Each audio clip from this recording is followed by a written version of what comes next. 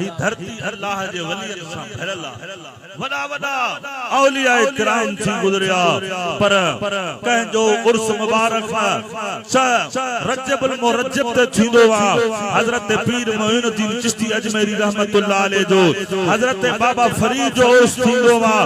मुहर्रम जे तारीख़नि में थींदो आहे। हज़रत पीर महर अली शाह जो उर्स थींदो आहे। 29 सफ़र ते थींदो आहे। पर गौसे आज़म वो शान वारो वली आहे जंहिंजो उर्स हर महीने में थींदो आहे, हर घर में थींदो आहे। पूरे रूए ज़मीन में गौसे आज़म जो उर्स मनाइण वारा हूंदा आहिनि, यारी बल्हाइण वारा हूंदा आहिनि, पारी बल्हाइण वारा हूंदा आहिनि। गौसे आज़म अल्लाह एॾो शान अता फरमायो जो पाण फरमायूं कदमी हाज़िही अला रक़बत कुल वलिय्यिल्लाह, मुंहिंजो कदम तमाम औलिया अल्लाह जे गर्दन जे पर। नारे पीर दम दस्तगी, नारे पीर दम दस्तगी, भेज दस्तगी नारो ना भेज दम दस्तगी। अजीजो दोस्तों प्यारा भाईरो, हजरत सैयदना व मुर्शिदना हुजूर गौसे आज़म पीराने पीर अब्दुल कादिर जीलानी